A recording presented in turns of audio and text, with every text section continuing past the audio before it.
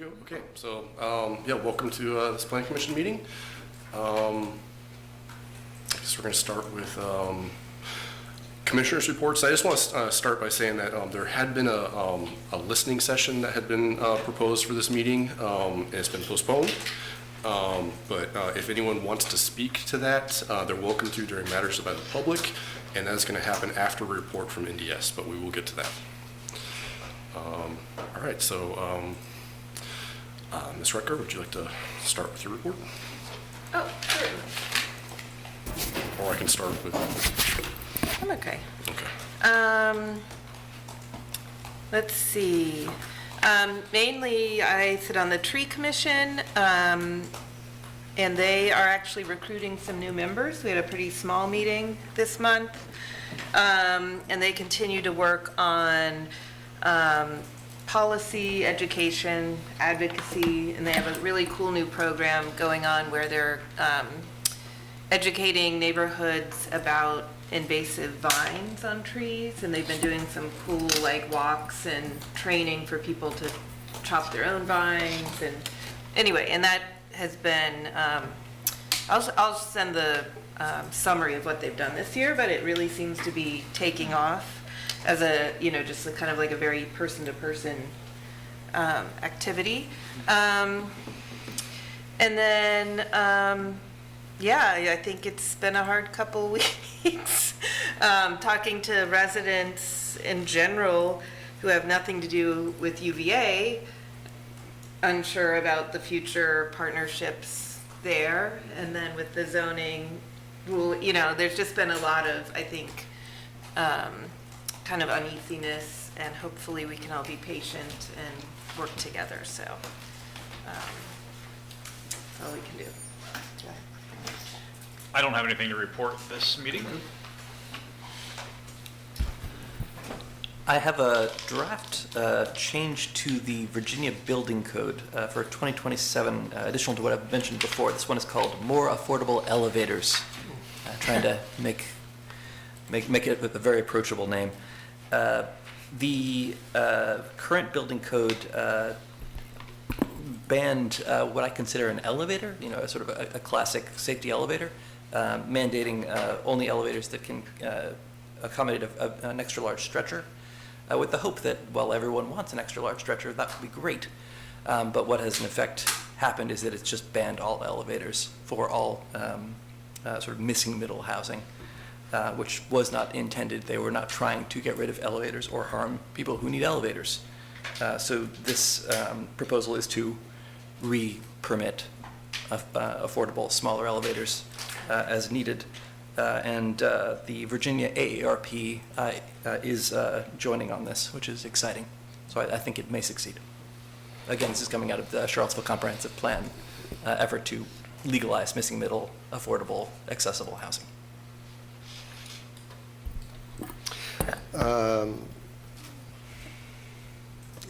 HAC meeting was focused on the dissolution of OCS and a discussion of the land bank work program. January 27th is sort of the target date for passing a land bank ordinance. So, but there is going to be some some continued development work to be done, and hopefully make some adjustments to where we are presently. So that's that. TJPDC did not meet, as they do not in July. And I can report from other parts of my remit, community development block grant. It looks to me like we actually know what the money is, and yesterday council took the appropriate actions to actually take the money and allocate it. And I think that's most of what I got.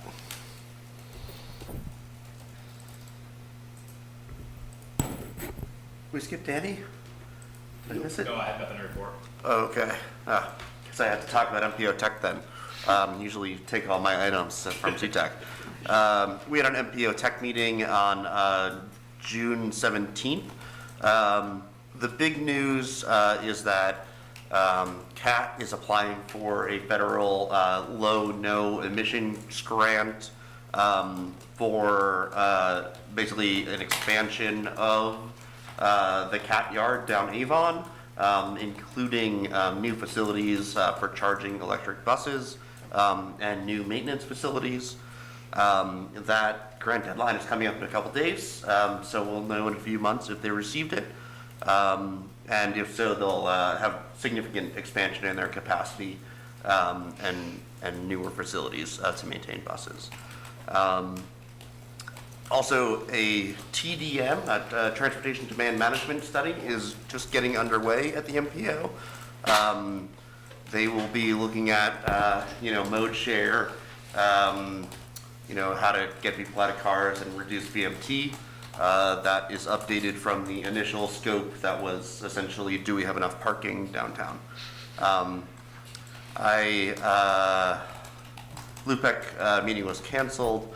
I did attend a DHCD building code cycle single stair study group meeting on behalf of Lyle, who was at the beach.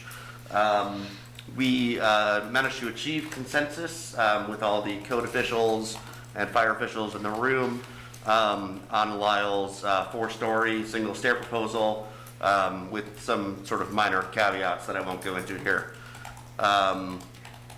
And that's my report.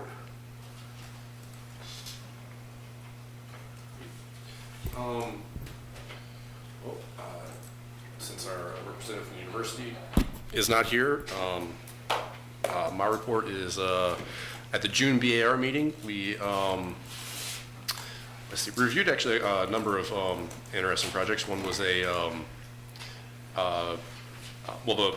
think we approved the hotel on 218 West Market Street. So we'll see if that moves forward through construction. That is a 6-story hotel. We looked at an interesting addition to a house over in the Rugby Road 14th Street area. Is on 17th Street, and it was interesting interpretation of zoning. It's adding a duplex on the back of an existing house, but there were 8 bedrooms in each unit, so it's, obviously student housing. But that's the BAR was supportive of that project, but that was just a preliminary, a pre-application conference, so there was no action taken. Then we had another pre-application conference for a 7-story apartment building on 7th Street Southwest, and this is on the site of the large radio antenna that is just south of West Main Street, which I didn't realize is not used at the moment. But anyways, it's proposed for that, and the big issue is that there are 2 houses from the 1800s, very small houses, but very historic, located on the site. So the discussion is how to either incorporate or respect those houses with the construction of this very large apartment building directly behind them. So that was the BAR, and we will not have a meeting this month. So that ends the reports, and now we have a report from the Department of NDS. All right, so I'll go ahead and start while Kelly's getting up for another piece of the puzzle. Wanted to let you all know that Chair Mitchell is out of town today. He also has some other circumstances and may not be here in August. So he is already getting way ahead of the game. He's already appointed a nominating committee. In September, we have our annual meeting where vote for new chair and vice chair. So the nominating committee will be reaching out to people about your availability on that. We'll report the nominating committee at the August meeting, and then they will officially do their business, but they will be out there doing things, and just wanted to make sure you guys knew about that. So I've got that, and then I'll pass it over to Kelly next. Good evening. So I was asked to present a brief update on the current state of affairs regarding our development code. So I'm just going to offer a couple of brief remarks this evening. By way of background, on June 30th, the Charlottesville Circuit Court granted a default judgment in the case of White versus Charlottesville after the city's outside counsel failed to meet a required deadline to respond to the plaintiff's amended complaint. As of today, we are still operating. Try again. Okay. As of today, we are still operating under the 2024 Development Code. Sorry, I'm having multiple tech issues. It's par for the course.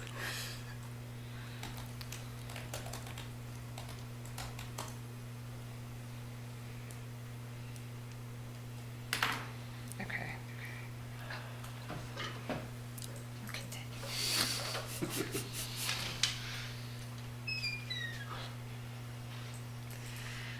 All right, we'll try again.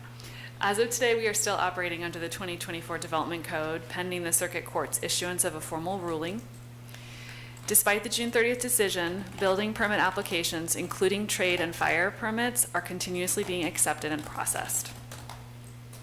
All zoning-related applications are temporarily on hold, pending further legal and procedural guidance.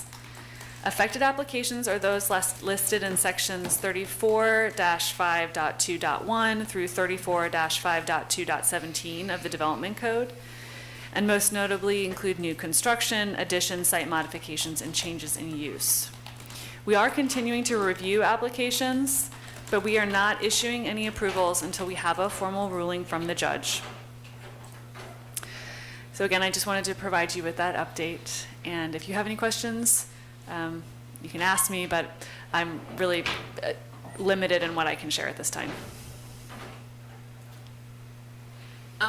If I was a developer or homeowner in limbo between codes, or working towards the new code, but wondering if they should, are they able to come in and meet with someone about that? Or would you rather they wait?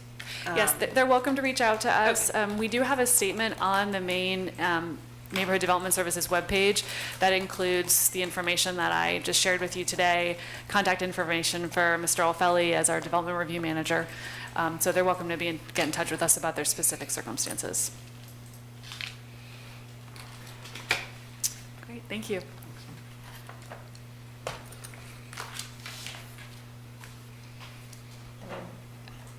Ready to move over to Alan?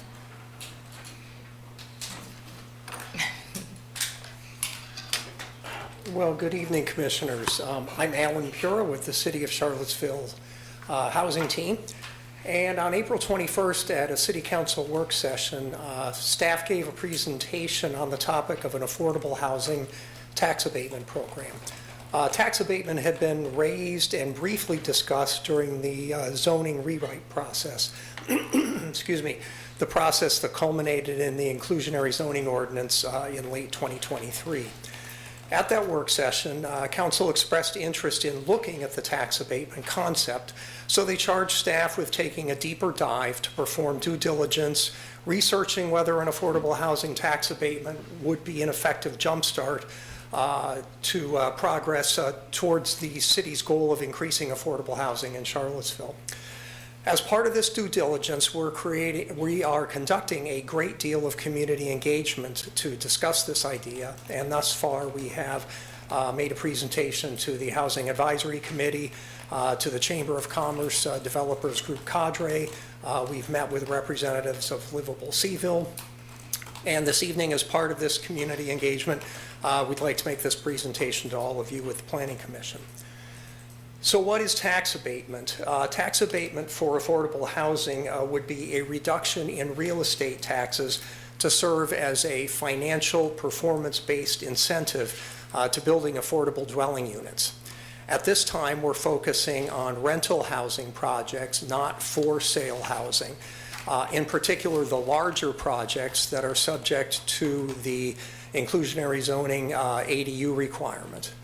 The purpose would be to improve the financial feasibility of building affordable housing while preserving the revenue tax base. So what is the recent history and the legal mechanism for this concept? In 2022, the Virginia General Assembly approved and codified in the Industrial Development and Revenue Bond Act a provision to allow local governments working with economic development authorities to reimburse a defined amount of real estate tax on the new incremental value of new affordable housing projects. It's under that authority that we are considering the program. Other jurisdictions in Virginia have created similar affordable housing tax abatement programs, including the City of Richmond and Albemarle County. The county's program provides a 15% tax abatement for up to 30 years for projects that provide at least 20% affordable dwelling units. Because Virginia law does not allow local government to directly abate the real estate tax owed for affordable housing, programs may create a tax abatement calculation at the front end of the program with a performance grant distribution at the back end.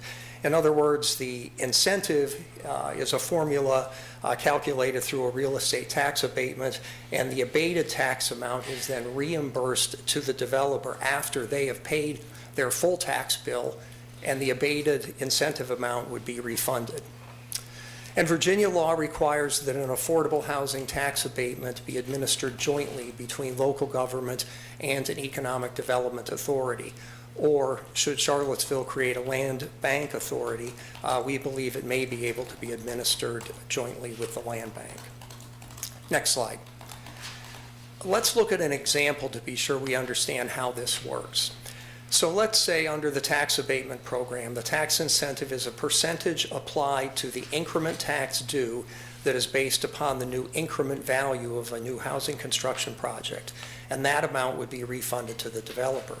The increment value is the difference between the higher assessed value after construction and minus the lower assessed value before the project. That's considered the base. And the increment tax due is the difference between post-construction tax and the pre-construction real estate tax. So on the screen in front of you, we have an old property that needs to be developed that's currently valued at $100,000 and pays $100 of real estate tax. After the construction, that same property is now valued at $250,000 and pays $250 of real estate tax. So the increment would be that post-construction value, that post-construction tax minus the base, the $100,000 and the $100. So in this case, if the tax incentive was a 50% abatement on the increment tax, then in this case, that increment tax due is $150. The developer would receive a tax incentive of $75. So when that developer receives their first post-construction tax bill, in this case it would be $250, because we can't abate that tax directly, they would pay that full $250, and then they would receive a $75 tax abatement credit. So the outcomes of this example are that the developer gets a real estate tax abatement that defers some or all of the cost of the ADU requirement. And of course, developers can monetize today the value of that tax abatement so that they could use that to get the financing for their construction. The city then would get the remaining portion of the non-abated new revenue that would not exist but for the new housing construction, so that in this example, the city now gets $175 of tax revenue, the $100 from the original base, and the remaining $75 increment. And of course, in this situation, the ADUs that the inclusionary zoning ordinance are striving for would be built and increase the affordable housing stock. Next slide, please. Why tax abatement research and a market analysis now? In part because the new zoning ordinance includes the 10% ADU building requirement for larger projects. And this creates a new financial constraint to the ongoing operating revenue of rental housing. That constraint can be quantified as the difference in revenue between market rate rents and the affordable rents for those 10% ADUs that are required. And there was discussion that this financial constraint may be a material impediment to rental housing construction, and I've heard some call this an unfunded mandate. At the same time, the affordability of housing construction is rising, including land costs, construction costs, labor costs, and of course, interest rates remain high. Will those costs remain high and potentially trend higher going forward, given our uncertain environment? And what is the quantifiable impact of the ADU requirement, and how significant is that cost within the context of all these other increasing costs? Would a tax abatement incentive have an impact to jumpstart housing development? For example, the city of Boston in 2024 found that a tax abatement would have little to no impact on housing construction within the context of all of those other higher costs. They determined this after they conducted a due diligence market analysis and a study, so at that time they did not create a tax abatement program. So a tax abatement may be an option to provide a financial incentive to make market rate housing developers whole, in part from this new financial constraint, but frankly, we don't know that yet. And while a primary driver of this idea is that 10% ADU requirement for larger projects, questions for future study could be extending an abatement opportunity to smaller projects that don't hit the ordinance requirement but still build affordable units. Perhaps the abatement would have no minimum size to be eligible. That is an option that will need to be studied more and discussion as part of a future effort due to the complexity of smaller infill projects and their potential for subdivision. Next slide. So would tax abatement be a good strategic fit for Charlottesville? Well, that is why the first step will be research, study, and a detailed data-driven market analysis. The benefits and costs are mostly understood, but whether the Charlottesville market demands this program is not fully understood, hence our study. The benefits of tax abatement include it supports long-term housing, affordability goals. It aligns with the 2021 Affordable Housing Plan and the 2023 Strategic Plan. It uses future revenues, not existing general fund allocations to fund affordable housing. Therefore, it may be a more sustainable option to fund affordable housing going forward rather than using grants and current revenue from bonding. It spends city funds after projects are delivered at the end of the pipeline rather than early in. But of course, there are costs. Committing future revenue for as long as 15, 30, or more years in a tax abatement is certainly a risk and a cost. Committing future revenue well in advance of knowing what the city budget needs will be, what the priorities will be in those 15, 30, or more years down the road. And therefore, it creates budget risks going forward in the event of an unforeseen budget emergency. Next slide, please. But wait, let's circle back. How do we know this program would indeed be needed? Aren't market rate rents so high in Charlottesville that the market rate revenue will subsidize the 10% ADU reduction? Or if not, how much should we abate taxes? Well, starting in late June, city staff is working with the consultants, 3TP Ventures, on a comprehensive city housing market analysis to help us establish the extent to which the program may or may not be needed. 3TP is looking in detail at those cost drivers of housing construction to ascertain the specific cost of the ADU requirement, to help determine what the true cost impediments are to housing construction, such as material, labor, financing, etc., and help us keep those costs distinct from the actual costs of the 10% ADUs.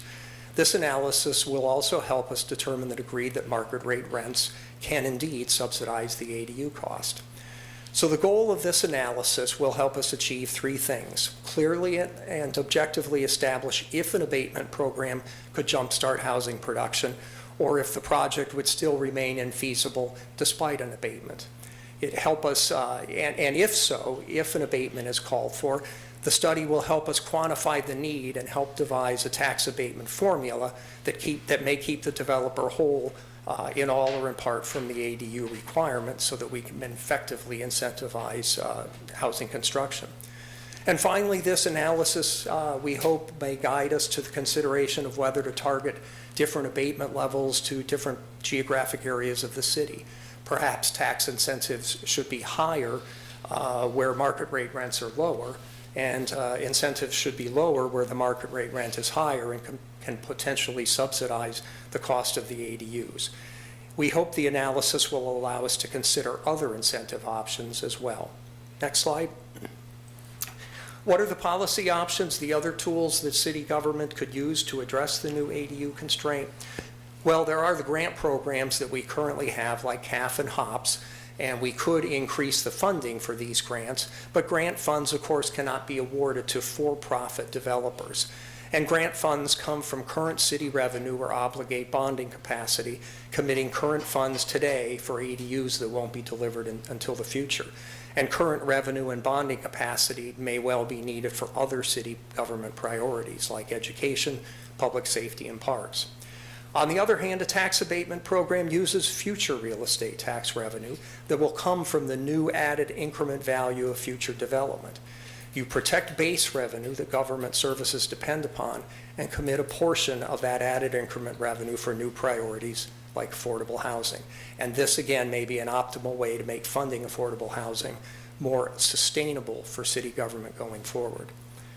In the meantime, while we are working with 3TP to complete our due diligence market analysis, some of the policy issues that we will be looked at include, starting with the high-level options, if we did a tax abatement, should a tax abatement simply make the developer whole from the 10% ADU requirement, or should it potentially be more generous and in an attempt to kickstart housing by adding an additional tax incentive beyond that 10%.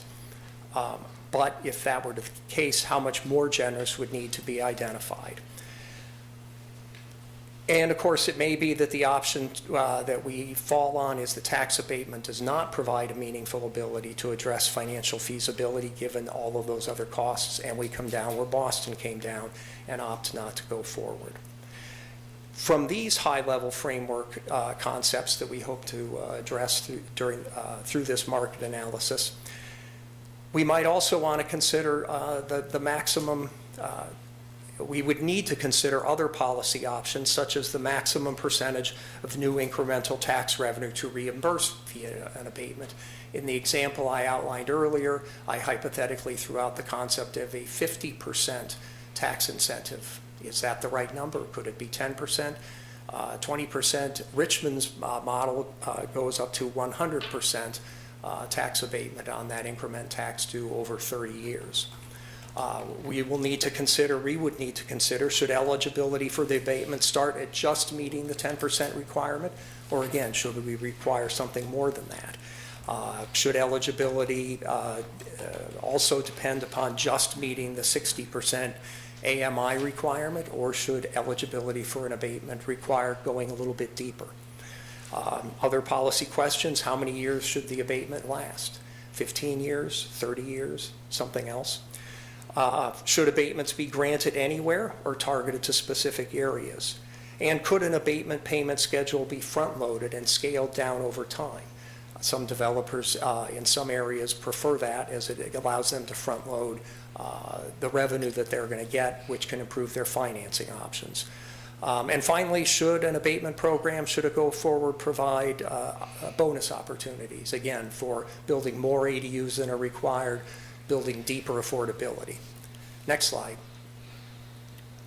So once again, the outcome options of this due diligence effort are likely to be either determine that this is an incentive that makes sense and consider a recommendation to go forward, or determine the tax abatement does not provide a meaningful ability to financially incentivize affordable housing, and through the study look at other options that we might be able to consider if we feel that we need to do something to incentivize construction in the face of an unpredictable future. Next slide. So once again, toward this goal of completing a market analysis, we are working with the consulting team from 3TP Ventures, which includes Mike Callahan and Jeremy Goldstein, who will be managing this project, in particular the market analysis and data research. We introduced Mike and Jeremy to our cadre presentation, which was also attended by folks from Livable Seaville.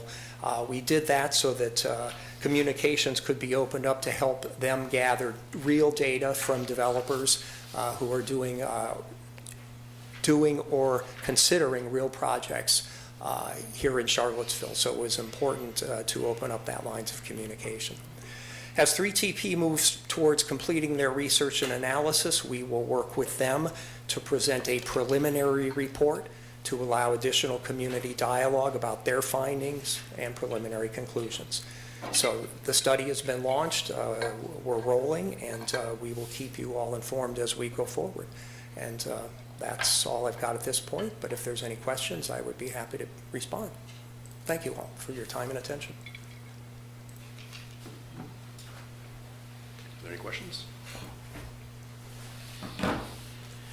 I've heard good things about the Baltimore program, which rather than a fixed percent, say 100% or 20% or 50%, looks at the specific unit and says, okay, you are charging 50% of market rate, therefore your credit is 50% of market rate.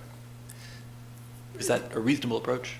It's actually a model that we are looking carefully at and doing some extended research on. My understanding of the Baltimore model is it requires that the developer submit detailed financial statements that say, here's what we're charging in rent for the affordable units, here's what we could charge. If we were doing market rate rentals, there's the difference, and Baltimore abates on a portion of that kind of real-time actual gap between market and affordable rates. I'm not aware of exactly what percentage of that gap they're abating, but that's kind of the basics that I know about the program. So indeed, Commissioner, that's, you're right, that's a model that merits a lot of attention that we're looking at. Thank you for bringing that up. We've gone to some trouble to create a comprehensive plan that outlines areas where we want more activity, more services, especially around park schools, and at places with adequate transportation facilities. I don't have a formula in mind, but if we could consider that when we're looking at this, I think that would be wise. I'm making note of that, and that's exactly when in the scope of work we gave to 3TP Ventures, it included looking at various submarkets to look at those other incentive goals that we have in our plans. When we talk about transit line, workforce housing that might be located on transit lines, or again, so submarkets that are also going to depend on the developability of certain geographic areas, construction types, and then, as I mentioned, the rental rates. Again, there are some abatement programs I've seen where the abatement is lower, where they know that the market rate rent can be pushed up a little bit because it's a high demand area. So we're asking 3GP to look at those things as well. So thank you again for raising that as well.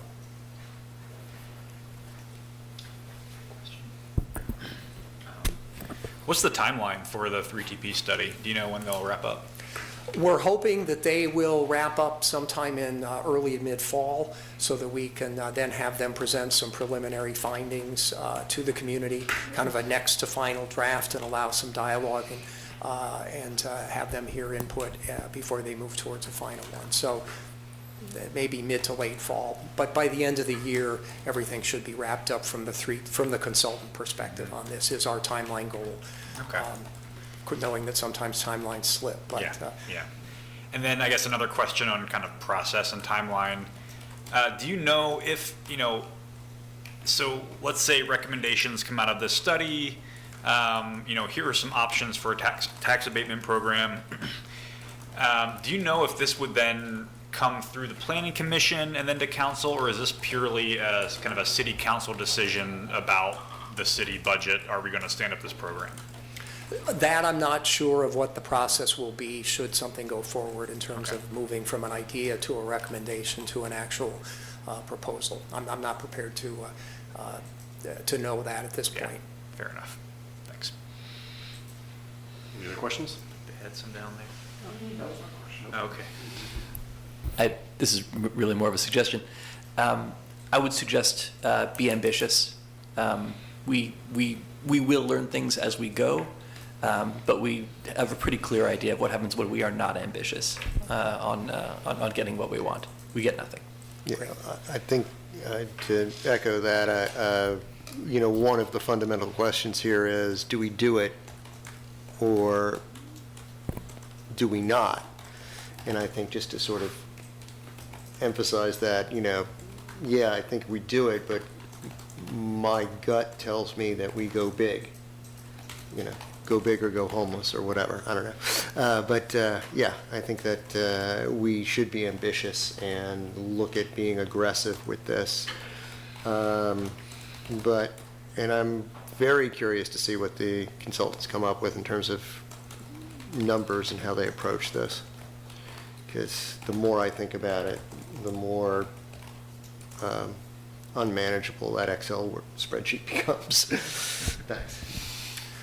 Well, if I may respond, Commissioners, one of the reasons we selected 3TP is they've got experience in this area. They're currently working with Charleston. They've worked with Tampa on very similar questions, and what they have built, which is their intention for us, regardless of whether the market analysis recommends that we go forward, they are going to build us a model that we can use to be able to project out what different incentives would do to help make a proposed housing project pencil out.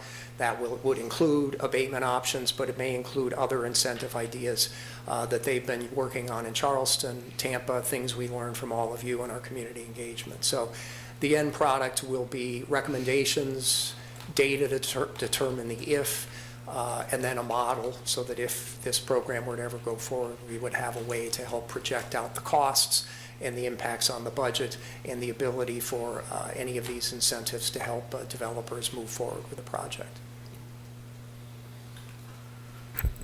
If I could throw in a suggestion, maybe this is more for 3TP, but I think, you know, when we've seen these sorts of financial models of development in the past and whether things are feasible or not, we often view it as a very black and white question. The model puts in certain inputs. It says, you know, here's the output for this type of development, that type of development.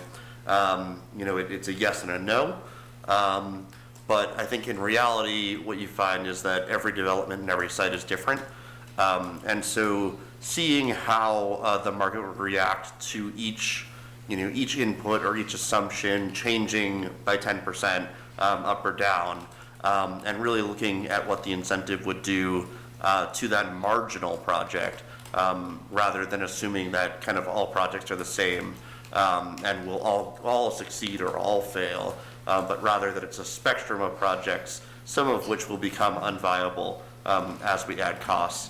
And, you know, at the margin, as we add an extra incentive, you know, an extra project will become viable. And really looking at it that way, I think would be much more helpful than what we've seen in the past. Thank you, Commissioner. That's an excellent suggestion, and I know that they're aware of that, and I know that the model that they demoed for us, that they have built for Charleston, it very much does that, but I will reinforce that message. It's an excellent suggestion. All right. Mrs. Christie, was there anything else from NDS? No. Okay. So I guess we move into matters presented by the public, not on the formal agenda. Yes. So we'll follow our normal procedure on this. I am going to have Patrick assist me in this because my technology decided not to work. What we do during matters from the public is we ask if there's anyone in chambers that would like to speak in 3 minutes on whatever topic you would like tonight, because we have no hearings. And then we'll rotate to our virtual audience. We'll ask there, and if anyone is interested virtually in speaking this evening, you can raise your hand in the application, or if you are on a telephone, you can hit *9, and that will raise your hand in the application. So we'll begin with our in-person audience, and I don't see anyone desiring to speak. Patrick, do we have anyone in our virtual audience with hands raised? James Snyder keeps raising his hand but then lowering his hand, so I don't know if he wants to speak or not. Okay. He's What the is only it? person in the, What does it look like right this second? his hand is down right at this moment. Okay. All right, well, we'll go back to our in-person group and check on our virtual group one more time. And his hand has gone up. Okay, all right, well, let's let Mr. Snyder have an opportunity to speak. Mr. Snyder, can you hear me? Yes, can you hear me? Yes, we can hear you. You have 3 minutes to speak. Okay, thank you. I'm addressing you to bring to your attention some concerns that the owners of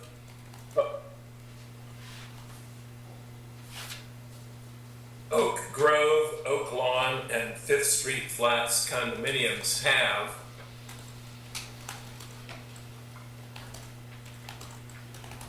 about the zoning, the RX5 zoning between 4th Street and 7th Street.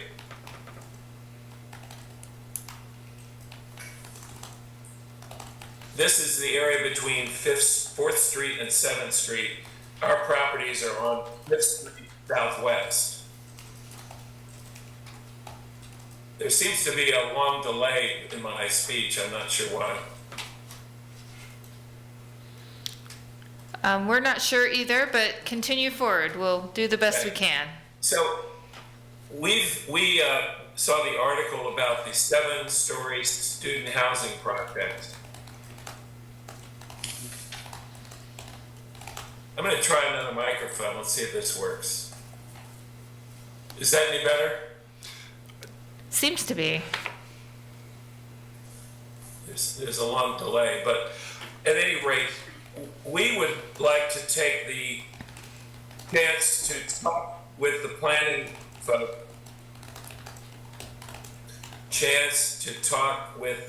folks about the impact that the 7-story zoning will have on our properties.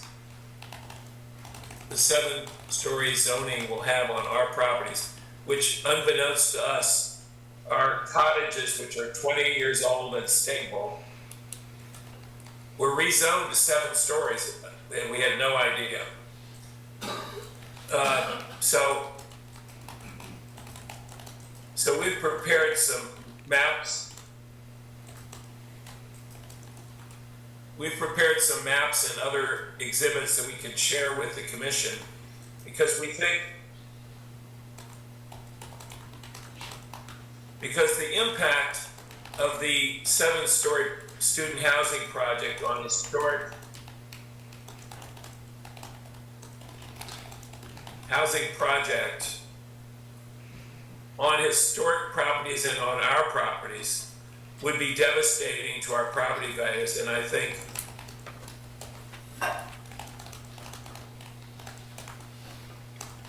to Fifeville in general.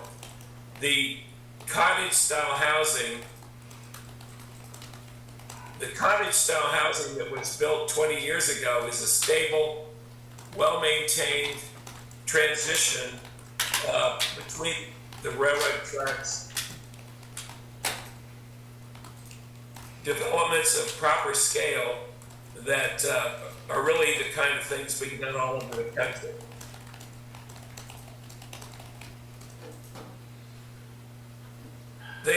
This kind of cottage and small scale development has been a very good transition. Is a very good transition and has been very stable. And we've been rezoned to 7 stories. We have been rezoned to 7 stories.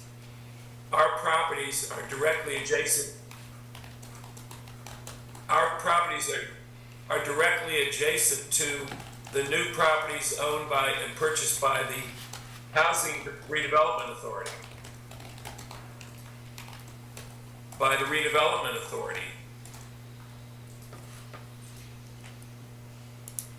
This makes no sense in terms of what's on the ground and protecting Fifeville.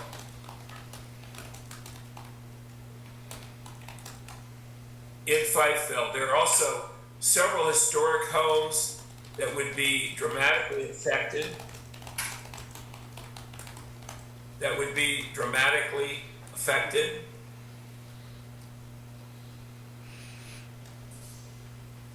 And the excavation with no setbacks required in the current development zone.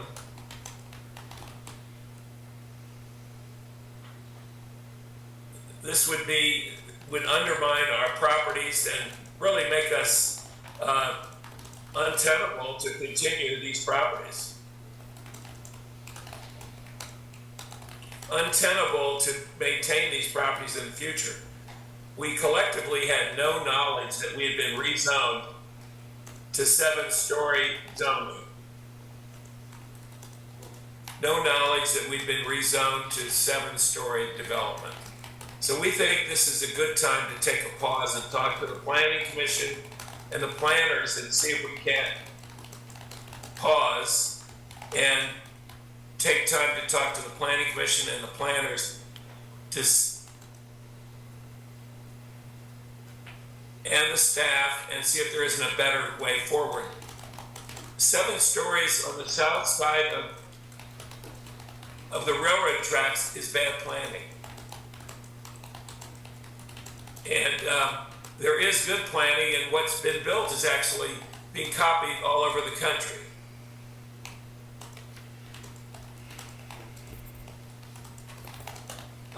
So I would just want to let you know we'll be trying to be in touch with folks and see if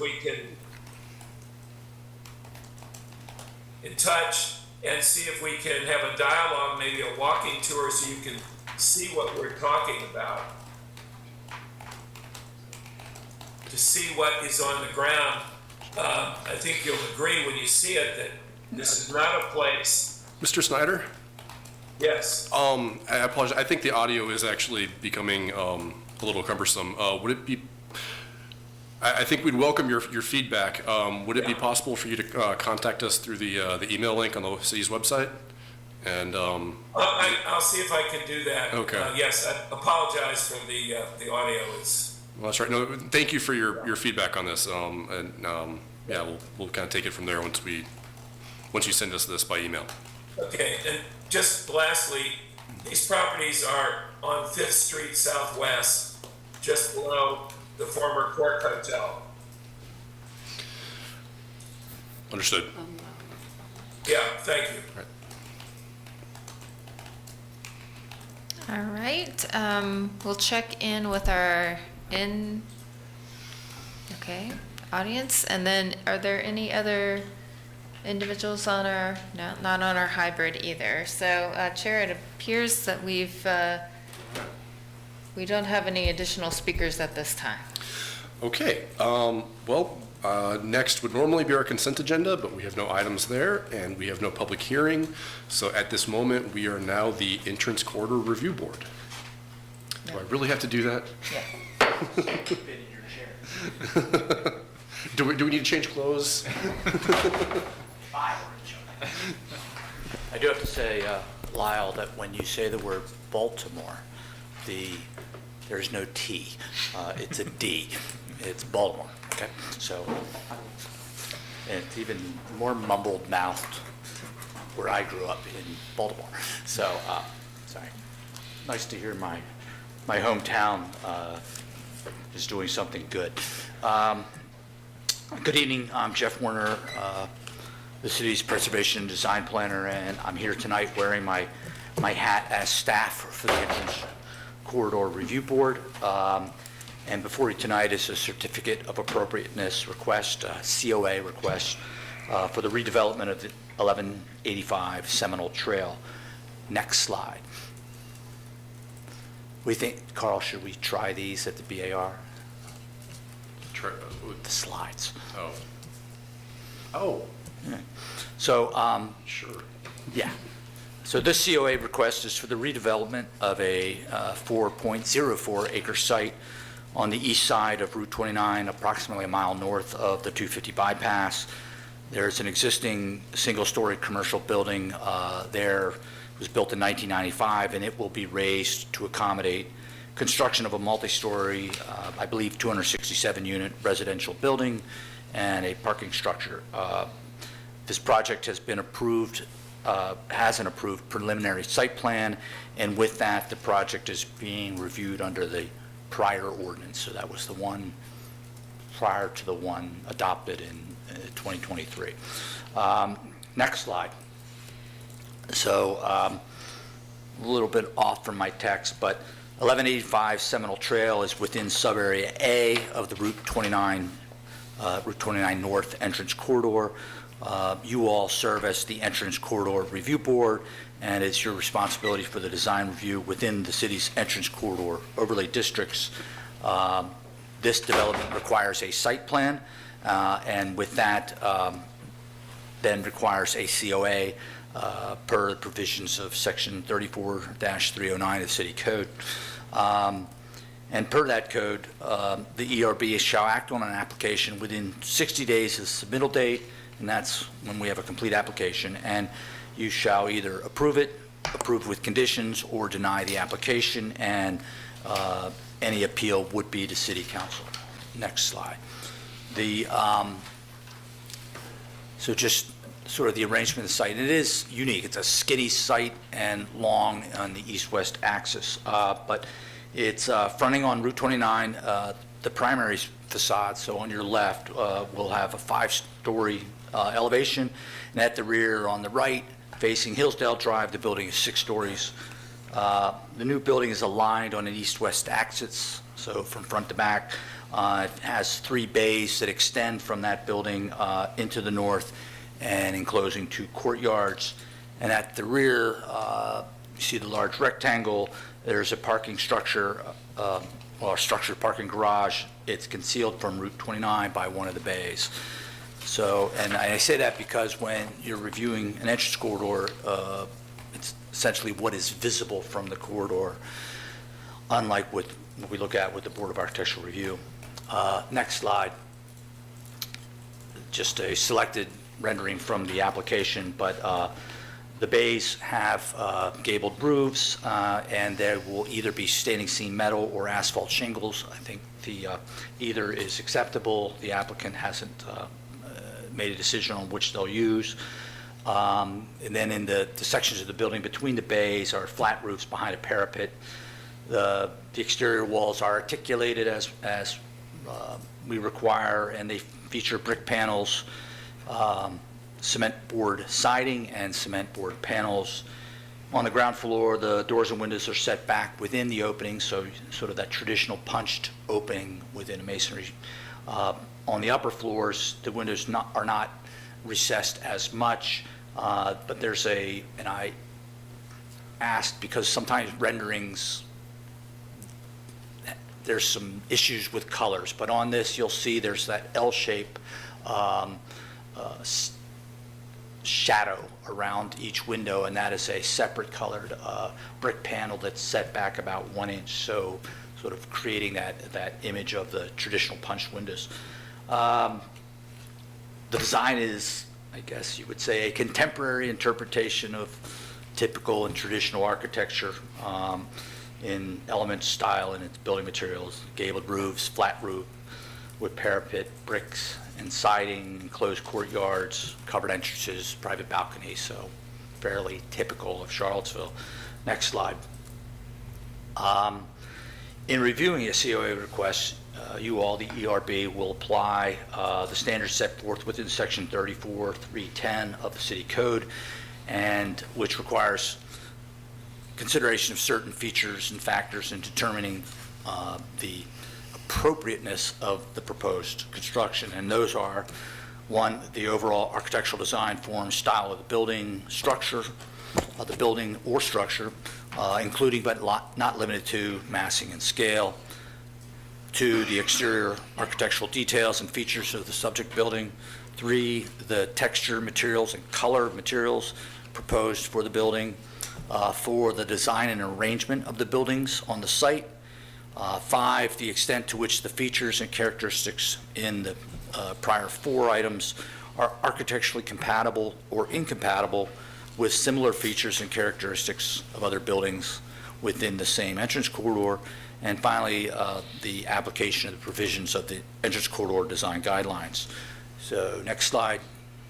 And briefly, the staff recommendation is that the project generally meets the standards and guidelines for a COA within an entrance corridor we recommend approval of the COA with the conditions that I've listed out in the suggested motion for approval. I know the applicant is here. I had offered to them that they could certainly review the project, but maybe jump to any questions if you all had any and not go with a 10-minute review if that wasn't necessary. But do you have any questions for me? You're on. I do have, Oh, Is go it ahead. for Jeff or for yeah, the for applicant? Jeff, yeah. That's cool. I'm not leaving, so. Okay. So in the suggested motion we have has some conditions, and I'm curious, are these conditions, I guess like I don't know much about lighting from the garage and how it impacts things, and the report doesn't go into detail about kind of why these conditions are here. I wonder if you could just tell us more about that. And I'm also curious if these things are these additional requirements than what is already there in our kind of standards and guidelines that we have for builders? Yes and no. One, the lighting issue's been one for at least the 7.5 years I've been working for the city. And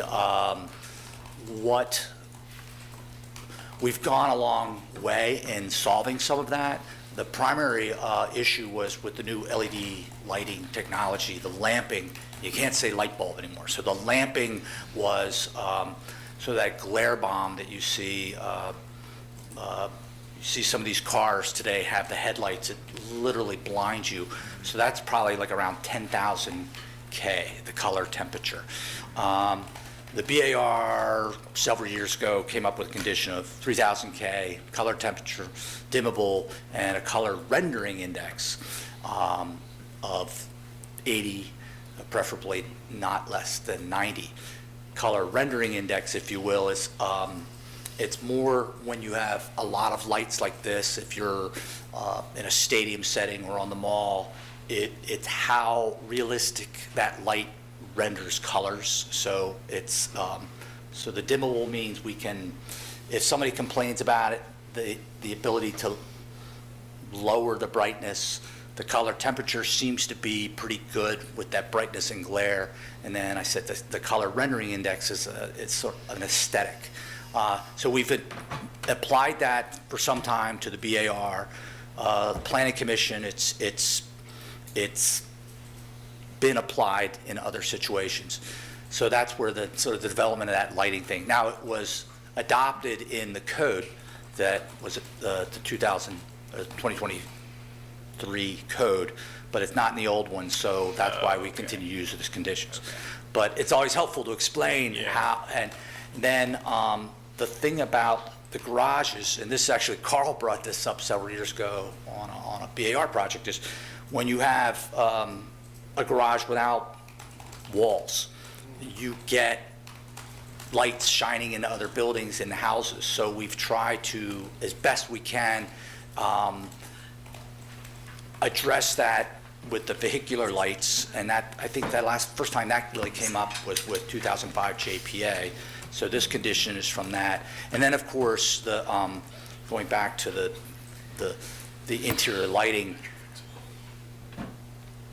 our rules address exterior lighting, but sometimes the lights that are just inside the garage can be just as bad. So that's the evolution of that.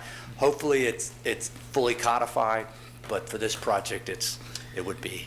Okay, so these are things that would be required if this were under the new zoning, but since it's not, we want to add it as a That's right. condition. And it's sort of the evolution of things that, because you all, for example, a good one, entrance corridor signage is, I review that administratively. One thing we've been trying to do for years is get away from internally lit signs that give off a red glow. We don't have an ordinance that says that, but I was able, for entrance corridor signs, to say, because you all have some say over that visual aesthetic, but now in the new ordinance, that's been addressed. Okay. So, Thanks, appreciate it. all right.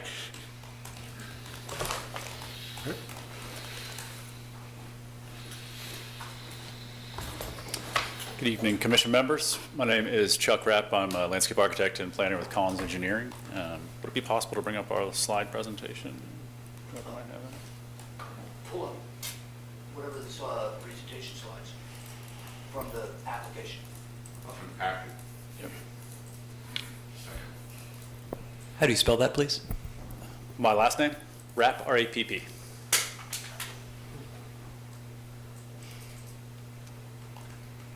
I'll briefly talk about the site, landscape and lighting for the site, and pass it on to a member of our design team from the architect's office here.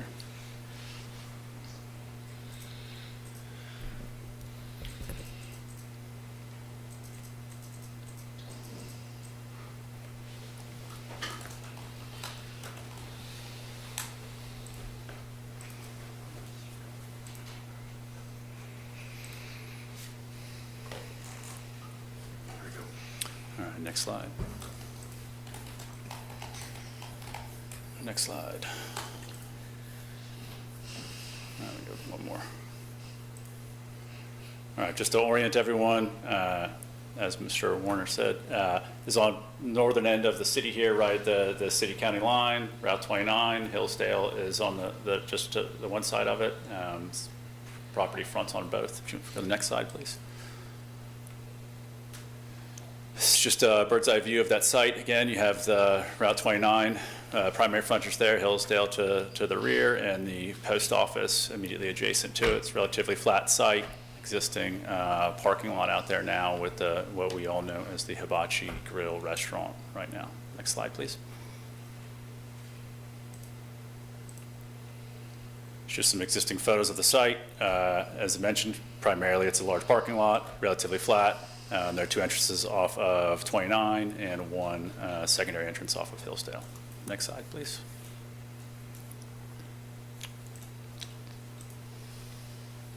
And next slide.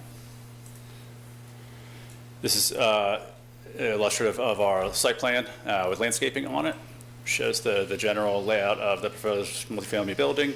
As mentioned, there's still large structured parking there attached to the building, and then a small amount of surface parking as well.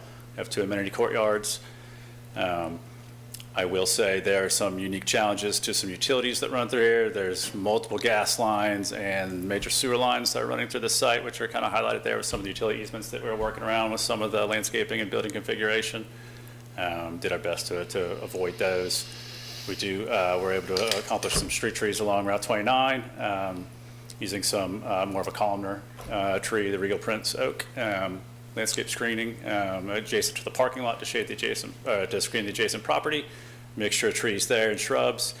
And then there are a few existing trees along Hillsdale, and then we've added in some little leaf linden as well as serviceberry to provide a little variety back there. And then there's this large open area adjacent to Hillsdale there, where we've added some additional plantings to help reforest the site and bring that urban canopy back to an extent. Next slide, please. Site lighting, for the most part, is just really lighting that outdoor parking lot. It is kind of a typical razor type fixture, full cutoff, dark sky compliant, just to illuminate that exterior parking. As I mentioned, majority of the parking is interior within that deck. That's the only site lighting that's proposed at this time. So with that, I'm going to pass it off to Ryan from HCM to talk about the architecture. Hi, good evening. My name is Ryan Kautz with Horde Copeland Mock Architects, and I'm just going to briefly talk about mostly the exterior of the building. If we can go to the next slide. It's probably the one after that. So in general, and some of this may reiterate what was said previously, but starting at the closest spot to you, that is a 5-story facade, and it does drop off to be 6 stories in the back. Basically, the site is relatively flat, but towards the back it does drop off enough to get a 6-story at the base. We're designing that as a type 3A construction primarily. But the back portion that it does have the 6 stories has a small concrete podium area. In general, the layout of the design is sort of this E shape with these 2 courtyards. The courtyard that is closest to you in this picture here is slightly larger. That is more kind of a public, active courtyard. The secondary courtyard is maybe a little bit more private. And then we have these 3 wings that are kind of these, they're basically identical wings kind of protruding out from that as well. You can see, maybe if we can slide the image to the left a little bit. Or to the right. Or zoom out. Here, zoom out maybe. There we go. In general, the architectural language for this, as was said, is sort of this modern interpretation of a vernacular architecture. And we are using that in a lot of ways to, one, to create kind of this dynamic expression in the city, sort of this gateway element there. And it creates a nice visual break with the massing and the roof forms, where we have on the right side of the image, you can see these larger roof forms, and then it really kind of steps down as you go to the left, which is to the north on Seminole Trail. And so we're stepping that down in scale and using a number of scaling items, scaling techniques to break that down as well. You can see that we have a kind of a light gray brick as a primary facade material along Seminole Trail, and those three other facades in the courtyard that step back, they're all kind of facing out towards the front. And we have a secondary material, which is this wood look fiber cement panel, which is basically at this smaller gable as well. The gables, we have the large gable on the right side of the image and then the smaller. And what that does, besides just creating kind of a dynamic expression, it's allowing us to have a flat roof area on the back side where we can have mechanical units on the roof as well. Flip to the next image, please. So again, this is kind of looking at the from Seminole Trail, and we are using those scaling images, scaling techniques, I should say, at the corner, creating large ganged windows. These are all basically punched windows, but we can kind of cobble them together, if you will, to create larger looks. Those are kind of ganged together. At the base is where we have our amenity space. So that is really going to have almost a retail look to it, where it'll be kind of glowing at night, very active at the base, which is something that we want along the street there. That amenity space spills all the way through the building to the other side, so it's going into the courtyard as well. And as we go to the left side of this image, you can see in the distance, that's where we have our precast garage. I'll get to another image as we come along, but that's the precast garage there. And okay, yeah, let's go to the next image here. So this is looking around the corner. This is the longest part of the facade, and one of the main reasons that we wanted to introduce the gable forms. And we can imagine if this was all flat roof, it might be a very long linear design, but these gable forms really provide a nice focal element for your eyes to kind of stop on, and diminishes the effect of the length of the building. Again, we are breaking up, even within the kind of the hyphens between those gable forms, the light gray, the black, breaking those up a little bit as well to help reduce the sense of scale of the building as it goes down the street. Next. And then on the Hillsdale side, we don't want to forget the Hillsdale side.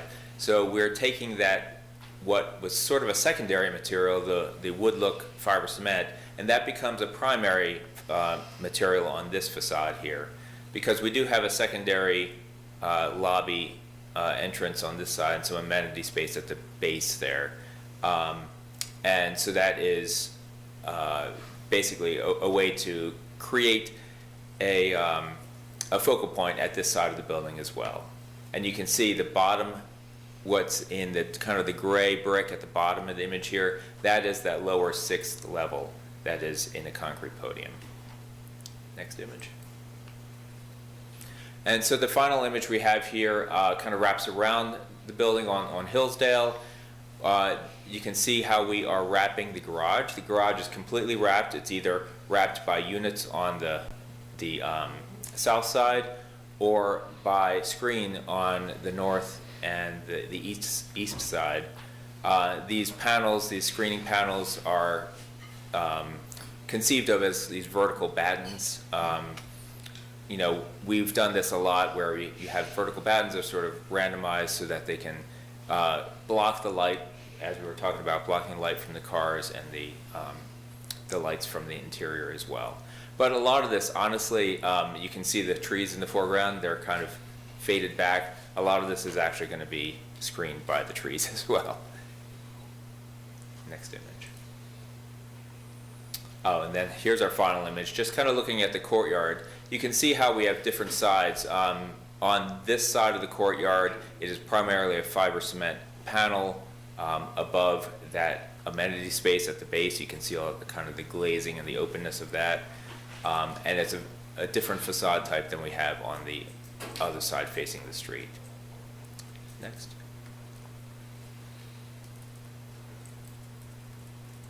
I wasn't really going to go through the elevations. I don't think they read quite as well, so we can maybe flip through those. And if you want to just go to the materials slide, yeah, that one there. So we have two different types of brick, the light gray and the dark gray at the base, multiple colors of fiber cement panel, and then the fiber cement wood look siding, which is on the bottom left. That's it. Basically, the typical plan, just kind of showing the a typical arrangement of the units around the courtyard and then the parking garage. I think that's all we have. Okay, thank you. Are there any questions from the public? Do we have any public left? No. No. All right. We don't typically do that now. We don't, Yeah. not for ECRB? No. Okay, well, I'm sorry. I actually have a question for the applicant. Yeah, we'll just, jump in. If I might ask, do you have any issue with the proposed language from staff? No, that's acceptable. Thank you. Are there any other questions for the applicant? Well, yeah, who wants to start? I don't, Betsy.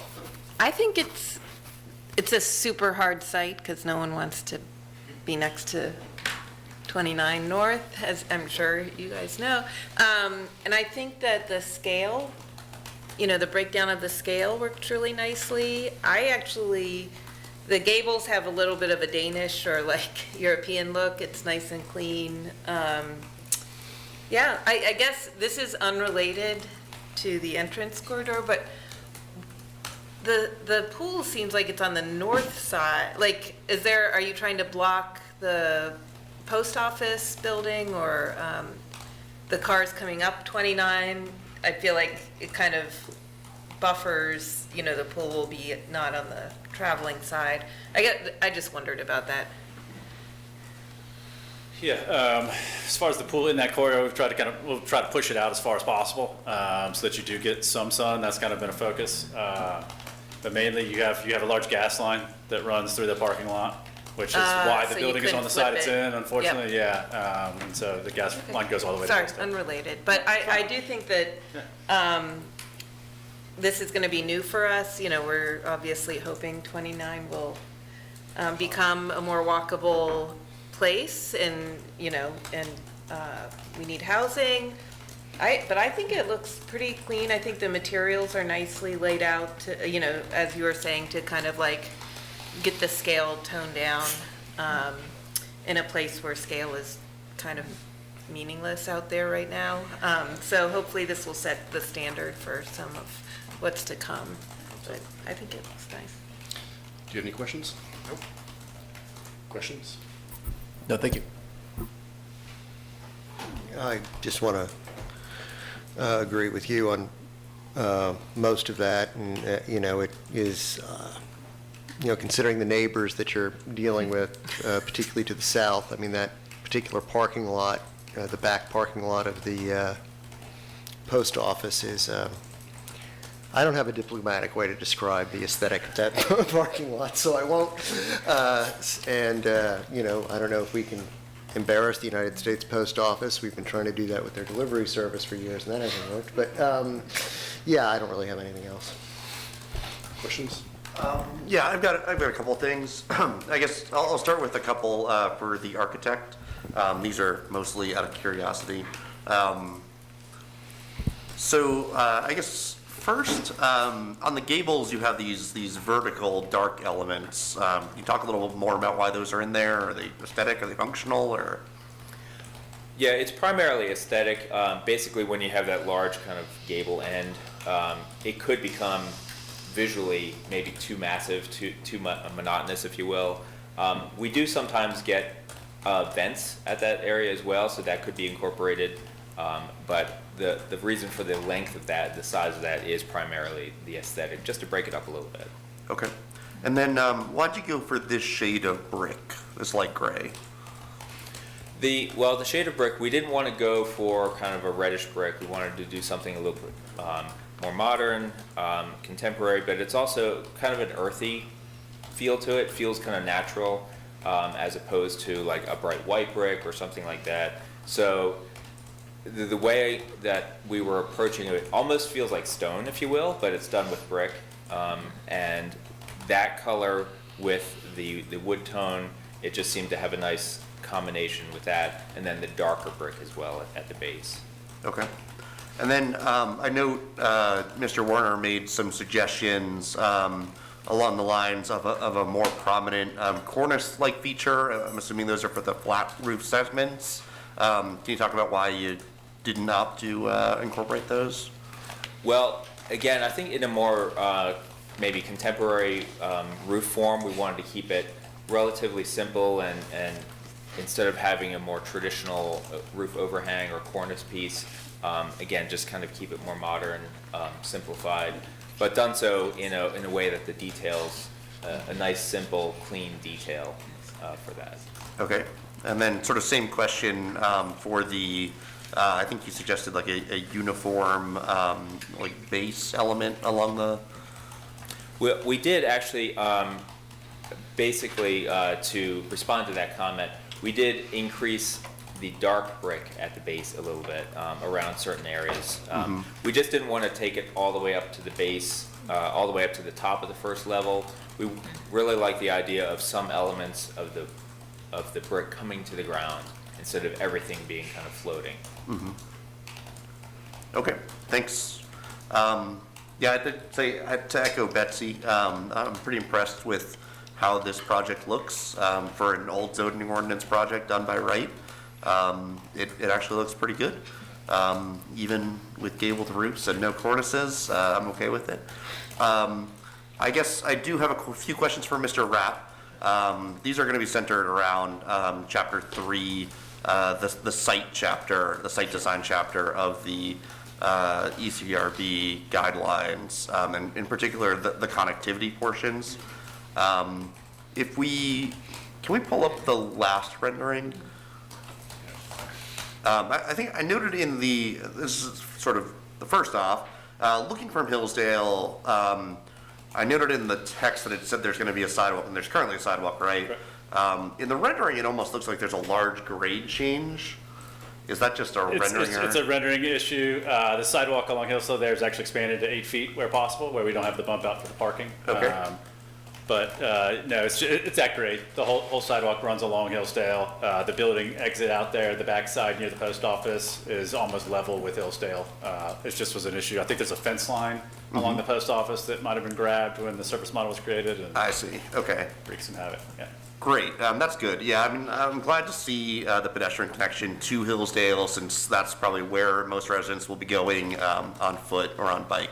They're not going to be going up 29 on foot most of the time, right? Right. And throughout the site.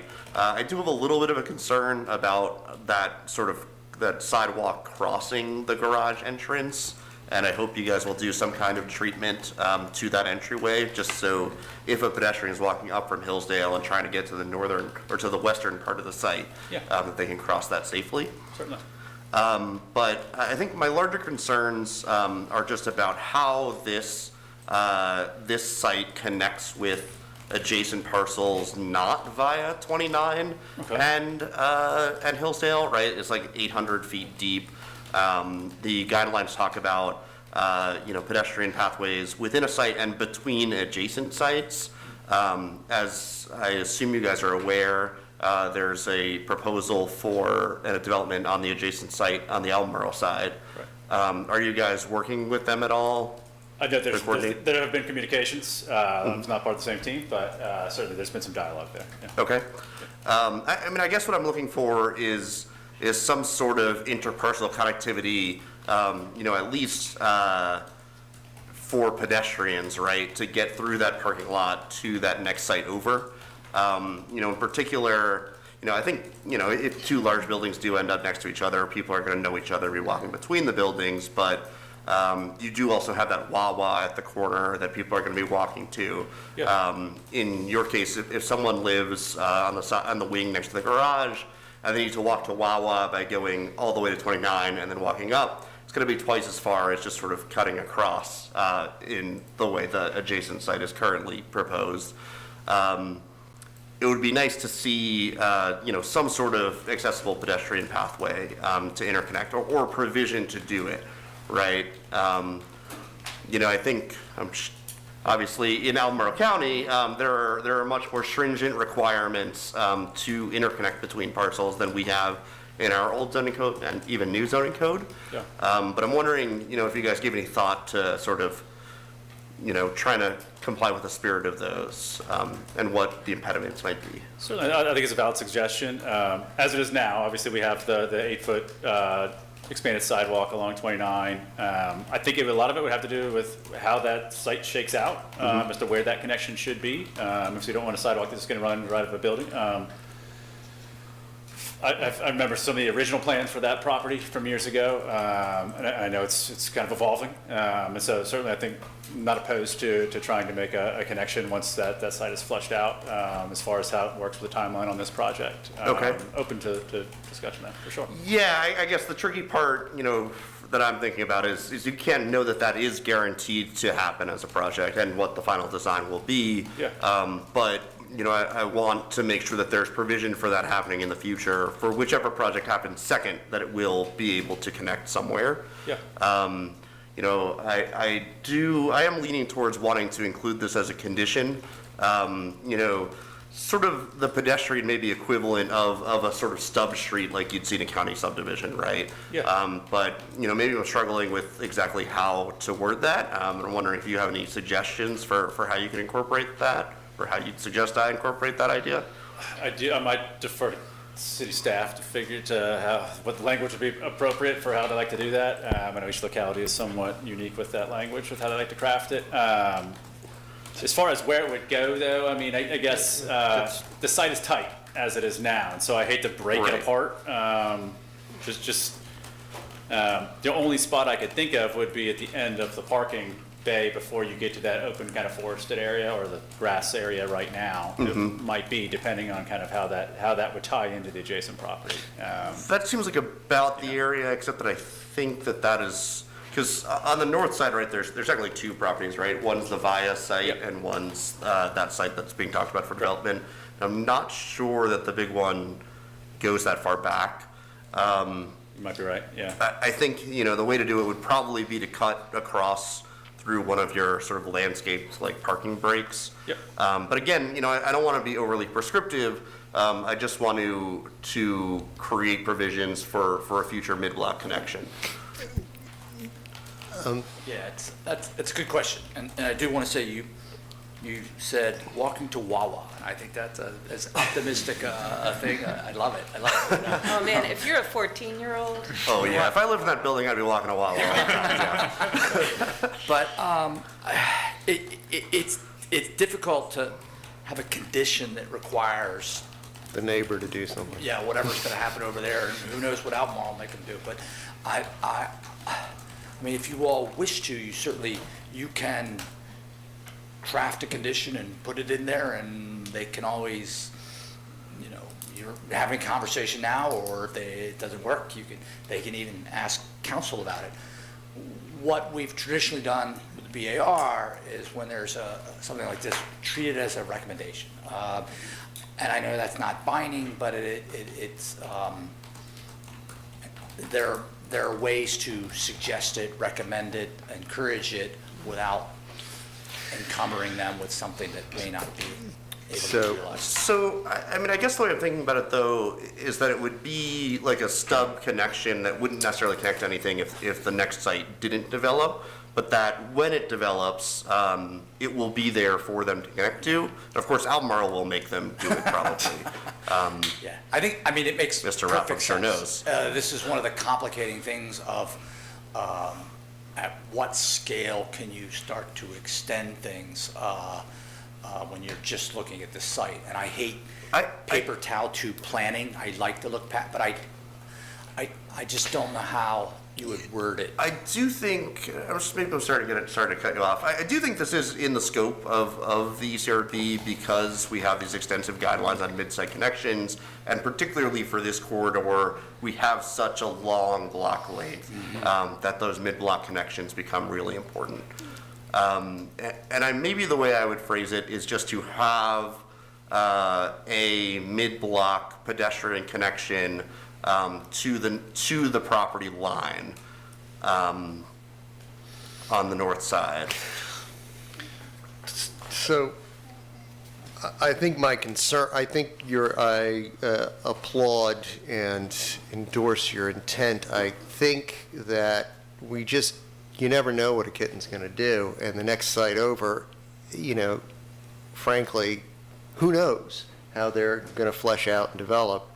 I mean, anything beyond, recommend strongly that they be very proactive in putting in some sort of mid-block, in conjunction with the neighboring property, et cetera, et cetera. I mean, I don't know, I don't want to sort of cause an expense for them to put somewhere that goes nothing, and then the neighboring property says, too bad, and we're doing something else. It dead ends at our transformers. Have a nice day, or whatever. Yeah, I imagine what I'm suggesting, 10 to 15 feet of sidewalk is not a major expense for you guys. And this, what I'm saying isn't too onerous, and feel free to correct me if that seems wrong. My only fear is that if we don't have a sidewalk over there, and so it's a sidewalk to kind of... To nowhere Yeah. until it's to somewhere, right? Correct. Which is how roads work in new subdivisions in the county, though. And then in the county site plan review process, when a stub road exists, they require that you extend to it, right? Even a pedestrian? Well, not for pedestrian, that's for vehicular, which totally makes sense. But I guess I have a hard time a little bit pushing the sidewalk there when we have one a couple hundred feet to one side. And as was stated by your fellow commissioner, we have no idea what's going to happen on that adjacent site. And, the screening is required for a reason, for the benefit of both properties, Yeah, Just, you say a couple hundred feet, we're talking 400 feet in either direction from the middle of the site. That's significantly more than a city block downtown. Like the length of this site is coming up on 3 city blocks downtown. it is. Rory, I mean, the next developer could they could do exactly what this building has done and put a big, long facade all the way across there. Yeah, they could. Not have their parking lot there. Or they could orient it the opposite direction, right? But would it be difficult to add it later? From either a construction-wise or even a procedure site plan-wise? I think the difficulty of adding it in later is that they could say no. I would be fine with putting it in a condition that if they ever build it, that you guys have to let them build a pedestrian connection to the pedestrian network on your site, because those guys are not going to be able to get to Hillsdale otherwise, right? And then those people are not going to be able to ever bike to anything in our new mixed-use area in our plan. The problem, I think, with that is that we can't, put the condition forcing them to do something in the future post-site plan. And that's why I'm suggesting to build it as a stub so that it's there to make the connection once that is built out, if they choose to do it. Can I ask you a question? So are you talking about if you just, like an amenity courtyard to, say, let's extend one of those sidewalks as a crosswalk? Mm-hmm. So all it is a sidewalk, it takes out one tree and it's a little stub to Yep. the other side. That's all we're saying, yeah. And Yeah, it's not either big. take out one of those grassy strips or lose one parking spot. I mean, you're way over parked anyway, so that I imagine wouldn't be too onerous. But you're not prescribing where it goes, you just want it somewhere along that line, because events may overtake us. Right, overtake some of the exactly. I don't want to be development. overly prescriptive here. I mean, I would rather you not put it right at the first spot next to 29, obviously. Somewhere in roughly the middle area would be ideal. But I want to add the least restrictive, least prescriptive condition that doesn't let you say, when those guys build a big apartment building and they want to let their residents bike on Hillsdale, you can say, nope, sorry, no trespassing, keep off our landscape buffer. Mr. Chair, I have a motion. I'm not ready for a motion because I have some questions. Very good. And Lyle, maybe let's come back to this thought. All right, a couple of questions for the architect. And I know these may sound a little picky, but I guess what I'm getting at is I'd like to know that what's being proposed in the renderings is what we're going to get. So are there going to be downspouts? And I'm wondering how that's going to work on the 29 facade where you've got the kind of the facade bumps out. Yeah, so there will be downspouts. We've done this condition on other projects in the past where we have that kind of, I think it's a 1 or 2 foot separation between the brick. That's what you're talking about, right? Yeah, I think there'll be a transition piece there. When we have the downspouts, we typically sometimes try to kind of color match it so it goes away, but then we will have that transition piece as it goes down to the brick portion as well. Okay. And we also try to minimize the visual impact of that, putting them in locations where they're either kind of tucked into a corner or things like that. Okay. I know that's not really possible on that facade, but Yeah, it's quite a long facade with the, I guess it'll be the same thing for the flat roofs. Are you expecting to drain that off the side through scuppers or? typically downspouts. Okay. Yeah, in the courtyard. All right, so we'll be seeing some metal tubes There running down will the be, yes. sides of the buildings. Yes. Okay. You've mentioned fiber cement. It's a lot of fiber cement. What are the joints going to be? Are you going to use battens? Are you going to use?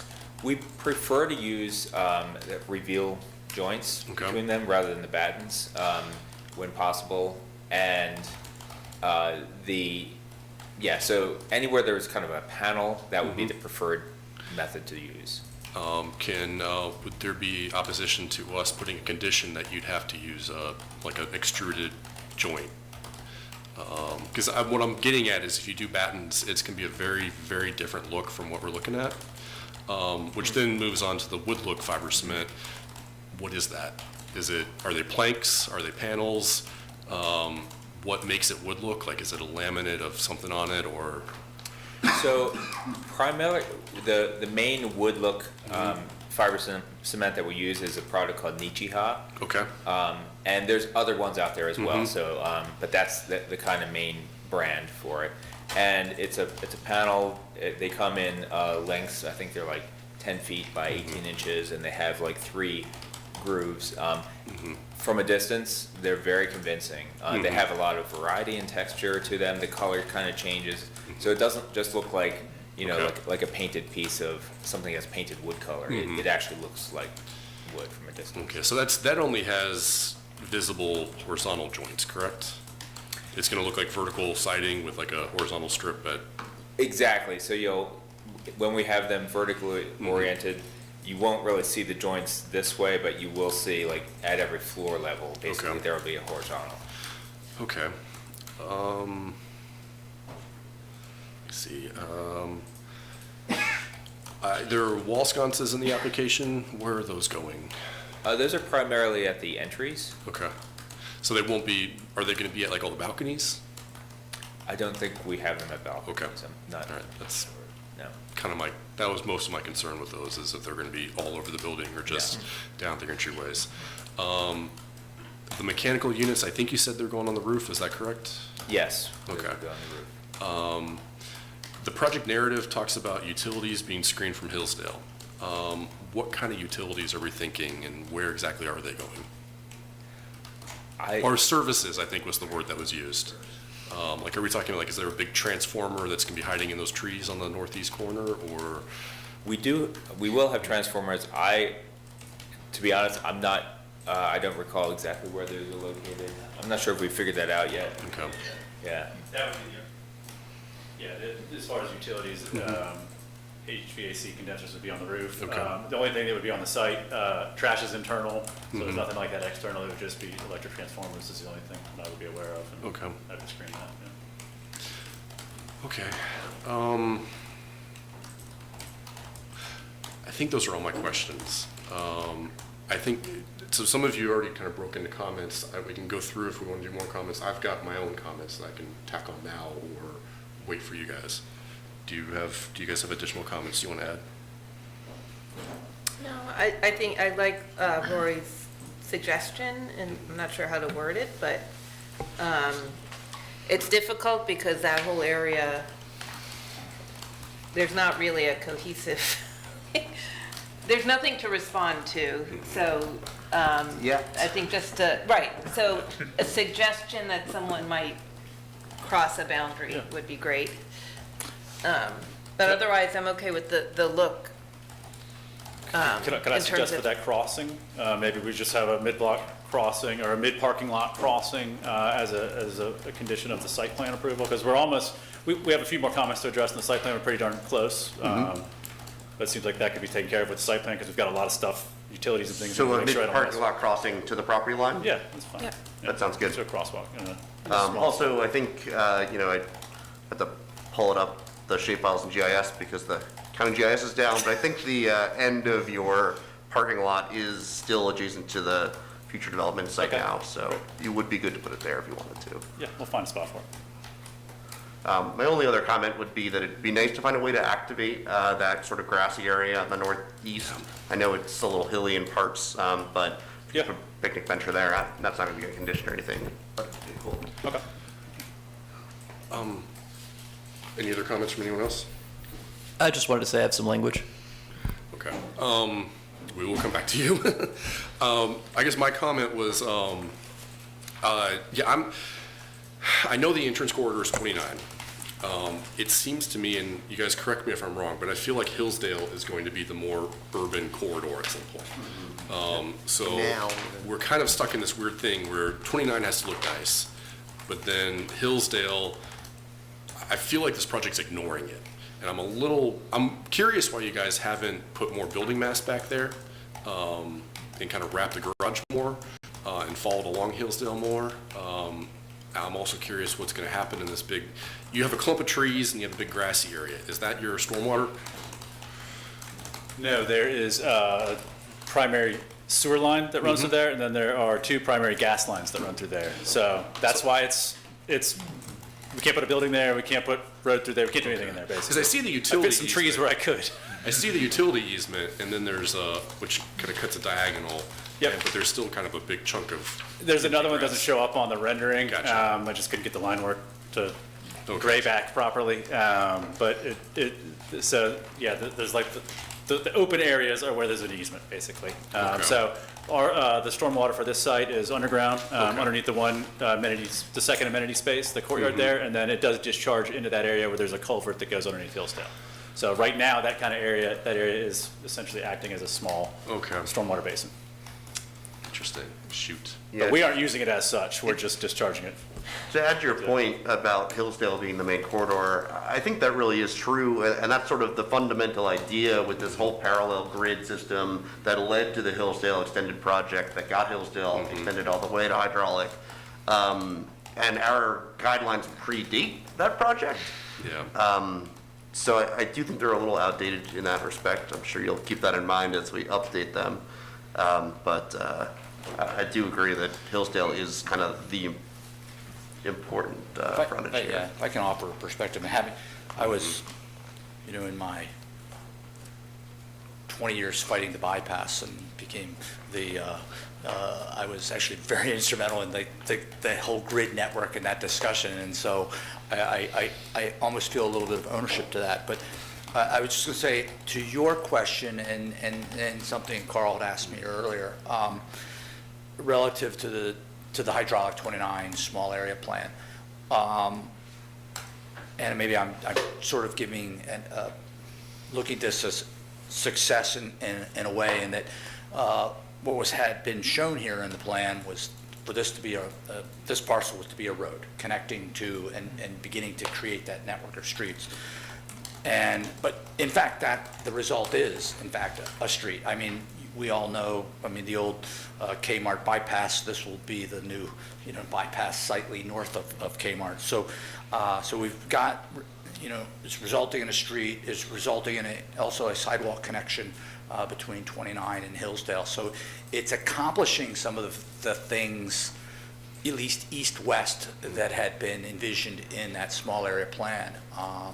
So I was going to say it's not a total loss in the sense of connectivity and moving towards what we had hoped would be realized with that small area plan. Not a perfect solution. Yeah. But I'm just saying as far as that middle of the parcel connection, it's just offering that as a perspective. Yeah, Carl, I see your brain. Yeah, no, it's frustrating. I guess is the utility easement a really fine light colored line? I've got you want to see, I've got I think I see what's going on. I see that too. So yeah, I guess there probably isn't much we can do with it, but it seems a little unfortunate, even because it looks like you can't put trees there either. But I am, when it talk about the garage and screening the lights, this screen concept you guys have provided, it's vertical slats, so you'll see straight into the garage between the slats, correct? And Well, yes, you would, but primarily we think you're going to be seeing it kind of obliquely. Typically, you're not as often looking straight onto it. yeah, I guess my concern is just that garages, because safety concerns tend to be very brightly lit from the inside.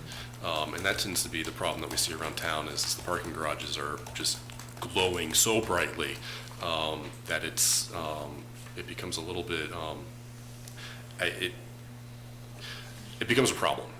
So I don't know if, and you've got so much of this garage exposed to your neighbors and then to Hillsdale. I do wonder if that technique is going to be sufficient. I know we're going to potentially put a condition in to tell you to make those lights dimmable, but at some point, you or the owner is going to say, no, I don't want to dim it anymore because it's not safe for people inside. So I do kind of wonder about that being, if that's going to be a problem.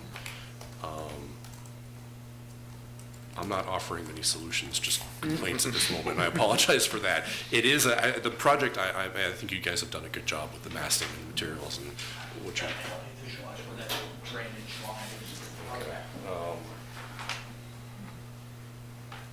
Oh, the inset, okay, no, I get it, that's unfortunate. Although it does look like there's a stormwater outflow right there in the middle of it. All right, I see what looks like a bunch of rocks. I don't know if that's. Yeah, you do have a small, so that's where the underground retention will eventually discharge, but it has to discharge in a location that is not within an easement. Yeah. Okay. You're caught, yeah. I would have, as a landscape architect, I would love to make that an awesome space. Yeah, but no, I get that you guys are stuck. Yep. I mean, you guys have, again, I think you've done a good job with the massing and materials. Just, I would like to know that it's gonna look like what you propose, so, I think the Nichiha, I don't know how we can craft our motion to, I mean, you're gonna review this, so something similar to Nichiha. And then using an extruded joint for the fiber cement panels elsewhere. I think, I don't know if you guys agree with that or not, but I'd like to throw that in there. Just so that it looks like a flat plane on the renderings, doesn't become like the basket weave thing that we get on, West Main Street with all the battens. Do you have language for that? Yeah, I can give you some language for that. Where West Main Street? Oh, like the standard and the flats have the battens on their fiber cement, so it becomes very heavily gridded. And then it ends up collecting dust and mildew and looking great after 10 years. I have lots of opinions about fiber cement. I apologize.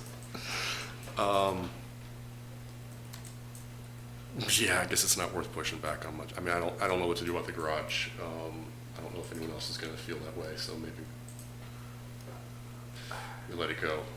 But it is a lot of garage exposed to the neighbors I and the definitely street. would have preferred more building on that side, especially if it would have gotten more units. It sounds like the site constraints make it pretty difficult. Like I said, I would like to see that area activated in a way that might work with the utility easements. Throw a few picnic tables down, some bike racks. I don't know. Is there a bus stop in this vicinity? Would that be over there? Or potentially could be over there if there's two very large new buildings going up There there? is not right now, as far as. Yeah, there's one that's down at the shopping center. Yeah, well, Oh, and then, and there is one oh, it's across just a the little, street. yeah, there's one that's across the street and a little further into the county. Oh, right, because the 7's only going up. Right. Northbound. Is that right?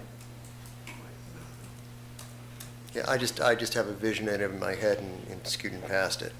Right, because the 7 turns down Greenbrier. Yeah, yeah.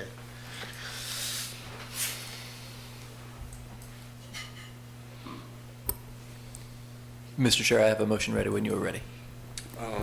Yeah, why don't you start with your motion? Anyone else have any? Okay. Having considered the standards set forth within the city code and the entrance corridor design guidelines, I move to find that the proposed redevelopment of 1185 Seminole Trail is consistent with the guidelines and compatible with the goals of this entrance corridor, and that the ERB approves the certificate of appropriateness application as submitted with the following conditions, as listed in the packet. Additionally, I suggest new language, a pedestrian walkway which will enable pedestrians to walk safely and conveniently from the site to the adjacent property to the north. Thank you, Albemarle County, for the language. And And where are we gonna put that, or Not specified. not specified? I would have bicycle and pedestrian pathway. I'm comfortable with that. Okay, to be located at the applicant's discretion? Okay. And? Are we allowed to add to this, like, without, do we need to second it first, or? No, I mean, aren't we completing this motion?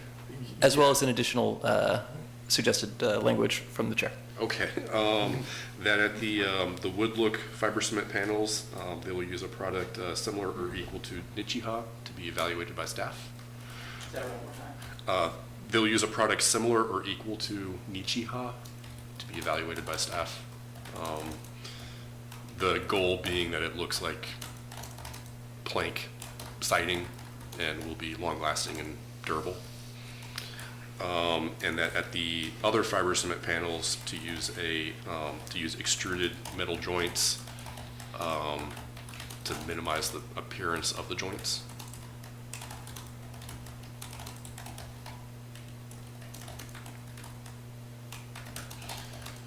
Is that it? I think that's it. Ms. Creasy, do you have that? Okay, I think I'm seconding this.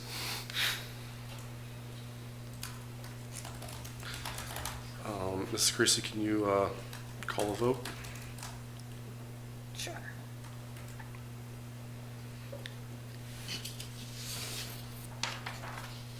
All right, Mr. Stolzenberg. Aye. Mr. Duranzio? Aye. Mr. Sholly Yates? Aye. Mr. Yoder? Yes. Ms. Roker? Yes. And Mr. Schwartz? Yes. That's it. All right. All If I right. could just, offer a comment quickly, if it would help. So in the ordinance, the Board of Architectural Review has to have a pre-application conference with a project of anything in excess of $300,000, or if it's a public project. There's no such provision for entrance corridor. And it does leave me sometimes guessing a little bit at, it is, like, I don't know how far you all will go sometimes, or I don't know, and so I would like to find a way for projects of this scale, because I think we are going to start to see more of them in the entrance corridors, that we're able to come in and sort of have the BAR type of thing. As I said, a lot of what Mr. Schwartz raised, I had also already told the applicant, think about these questions, but I just don't know when to tell them will be a question or that you all will require it. So. Could you suggest a pre-app conference and they declined? We don't quite have a way to do it. And We've done them in the past. Yeah, I mean, we've done first looks and second looks. And, yeah. You just suggest that just make the suggestion, it'd be a very good idea. I think it would be helpful. We'll troubleshoot that as Yeah. staff to see if there's a it way makes to- sense. Again, this application itself, the iterations that Mr. Warner took the applicant through to what you all received is a very, very different application. And so there's a lot that we can do on our side to work through those nuances and limit a design off the dais situation. Yeah. I mean, yeah, and I know I've said it before to you all, my relationship with you is very different from the BAR, and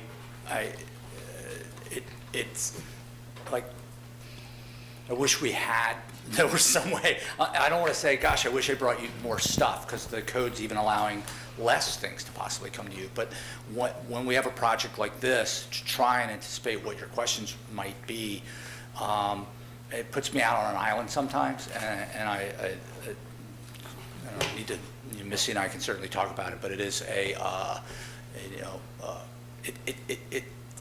it's a gap that we should close if we really want to, we're talking about making this process more predictive for the applicants. I think those pre-application or some sort of preliminary discussion would really be helpful. So, but thank you all.